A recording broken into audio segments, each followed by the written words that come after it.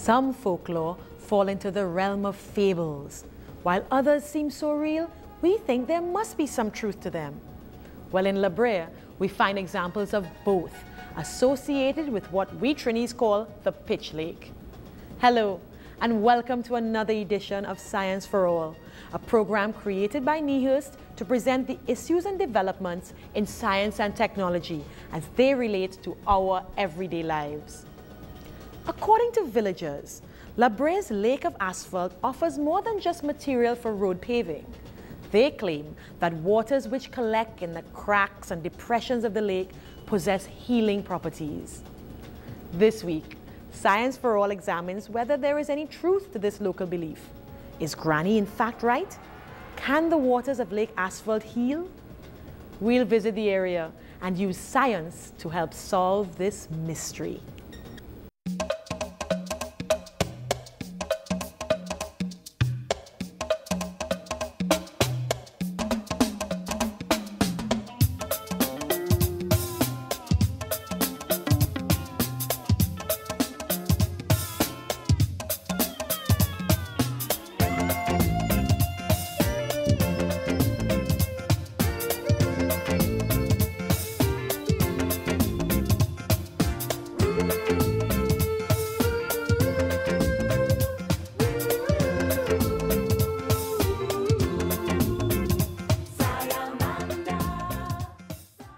Well, the first story is that viscous oil with mud and sand, there was a volcanic movement, and these flow together, and when it cooled down, it formed the lake.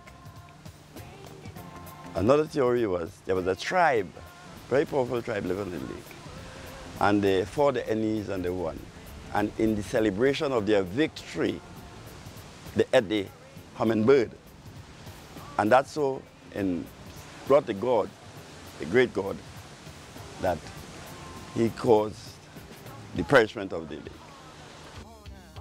The one some of us remember is the one about the Amerindian village that had this feast and ate the hummingbird, and the gods were displeased and basically destroyed the village by causing it to be swallowed up by this lake of asphalt. That's the one most of us grew up with. But as a scientist, we know that that isn't entirely correct. The oil started forming deep within the Earth's crust and started moving up because oil is typically lighter than most of the fluids around it.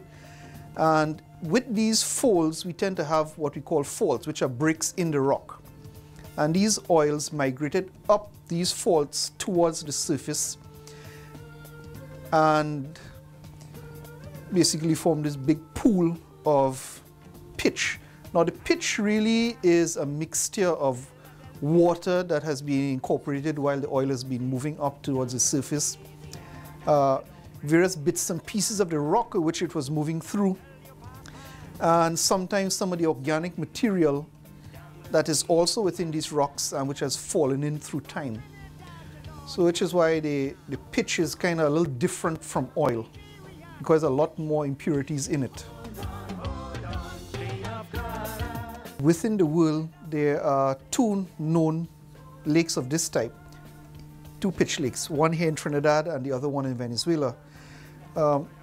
As to why we're the only two places that have lakes of this type is probably the only mystery that is left about the pitch lakes. The one connection between the pitch lake of Trinidad and Venezuela is that the oil that has formed the pitch was formed from the same type of rock which you find in Trinidad and Venezuela. Otherwise, we are separated by probably about 1,000 miles, and there are very few geological features that extend over such a distance.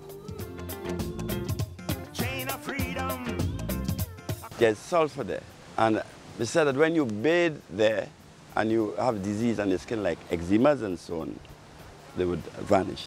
Yes, the water is very good to bathe. People come there, tourists gather the water, they come there, you know, every time they come to visit, they make sure they take a few bottles of water. These sulfur pools is really water collected from the rain and thing, and And the water now, when it mixes with the pitch now, it releases sulfur. Now the sulfur now is used for like healing some skin disorders.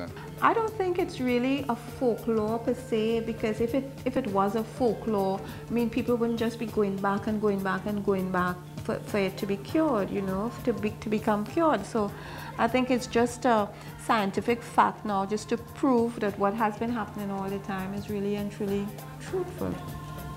The sulfur, its origin is probably associated with the oils that we have here in Trinidad. The rain falls and it settles on something that contains sulfur, so some of the sulfur will move from the pitch or the oils into the water itself.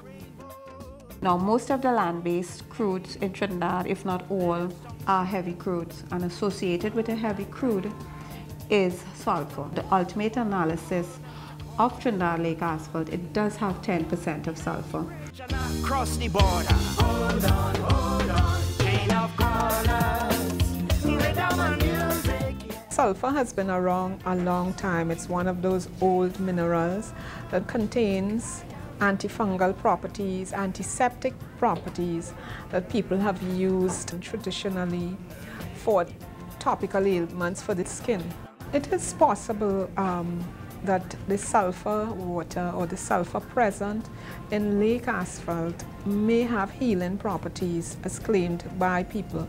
But of course, one has to really corroborate it via testing, scientific analysis, before one can confirm that. And so it is not necessarily a recommendation that people should go into the water, because we really are not sure.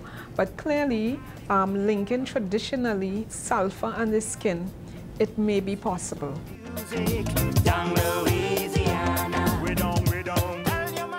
Trinidad Lake asphalt, to my knowledge, is the only naturally occurring asphalt in the world which is PAH free.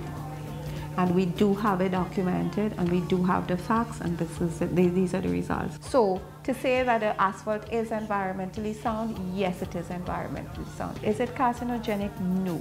Can it be used?